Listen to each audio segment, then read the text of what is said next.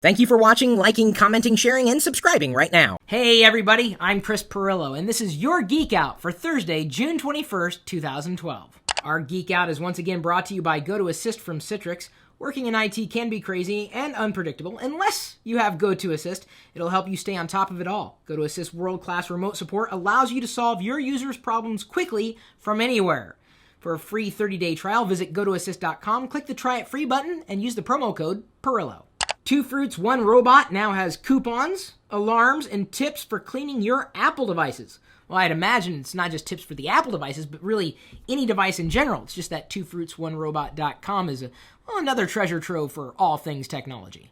Jelly Bean and Google's uphill battle against itself. You know, one of the things I'm looking forward to most with Google's I/O conference coming up next week, even though it's centered around developers and that ecosystem, is learning more about that Nexus tablet.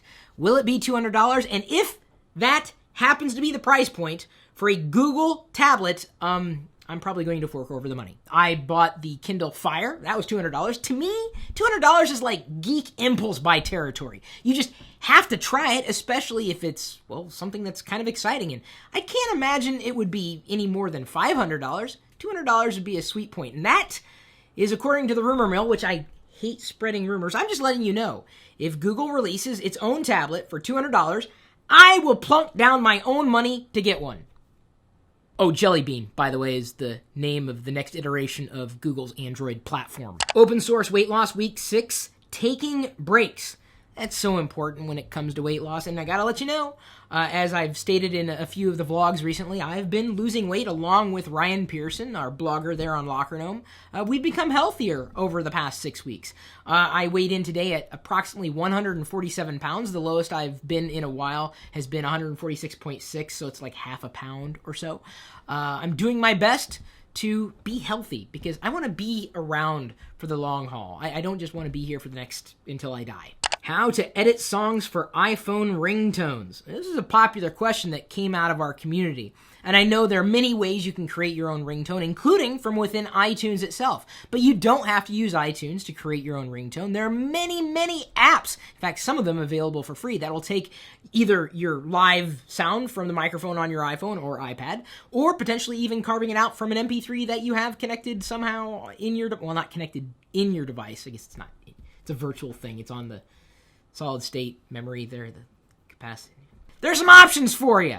What to do if your personal information is compromised. Yikes. Identity theft is a big deal, probably a bigger deal than you realized. And if you have not yet started to pay for things with a credit card, if you've not shared your name and other potentially sensitive information about yourself online, then you may not understand just what it's like to be turned away from a loan because apparently your credit rating was too low because someone opened an account in your name and you didn't realize what was going on. The best defense is a good offense, and I've talked about this at length in the past. Keep an eye on what's happening with your name in conjunction with new or existing accounts. There are many services out there that will help you do just that. But what happens when it is compromised?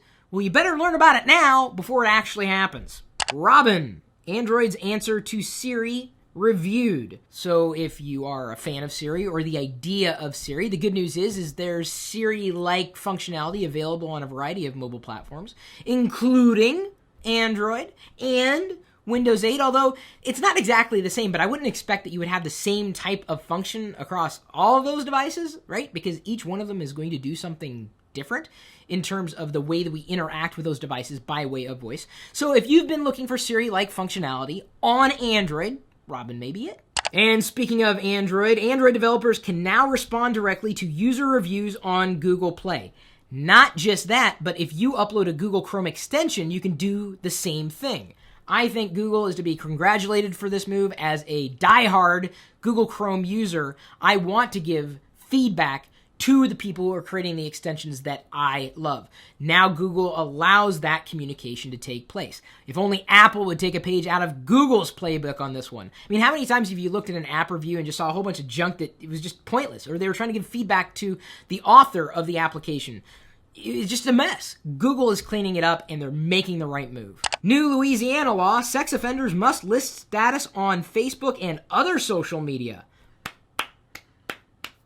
good move. I wish other states and countries would adopt this as well. That's a big deal, especially if you have kids or if you're a kid yourself. Kickstarter announces live stats page so you can watch the numbers tick. This is good news for Troy Rudder, who recently launched his own Kickstarter project. I featured it on Twitter and Facebook and Google Plus yesterday. It's also rotating through the text live feed on live.pirillo.com. He's about 22% funded, and he wants to write his own sci-fi novel. Dude, if you've got an idea for something that you want to do and you just don't have the money to do it, kickstart it. Why not? Endangered Languages Project. Google wants to save 3,000 languages under threat. Wow. You wouldn't imagine that languages could die, but they do all the time. 3,000 of them are apparently on the chopping block. Google is using its know-how and array of tools to help others, possibly you, collaborate to bring those languages back from the brink of destruction so that they can be saved for posterity. Good news coming from Google all around today. On LockerGnome.net, Fish asked, who is the best SSD manufacturer?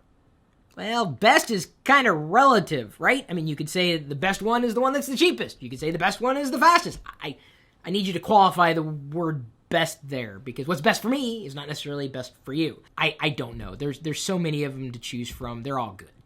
Well, most of them are good. Some of them suck. Jacob Thriller 1982 on LockerGnome.net asked, what makes Chris Pirillo the top geek of the YouTube interwebs? What?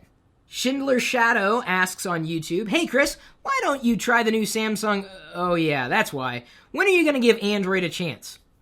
Okay, I'm going to give you a chance to watch the beginning of this video again. Just go ahead, I'll wait. Go ahead, rewind, and then fast forward to the part where, we good now? We good? A person whose handle I can't pronounce on YouTube asks, hey Chris, I was wondering what case you use for your iPhone. I don't know, it's just some cheapo, generic $2 case. I mean, spending much more than that would just kind of be overkill. I mean, cases allow you to customize the device to your liking, but I just want something that protects it, and this flimsy piece of rubber does the job, and it's like $2. Chris, do you think Google will release Chrome for iOS? Asks IBM ThinkPad R51 on YouTube. Yes, I've gone on record saying that they are pretty much likely going to release Google Chrome for iOS. Why not? I mean, the foundations are WebKit. The idea behind Chrome is that it allows you to synchronize many pieces of data across platforms. So you could easily synchronize tabs.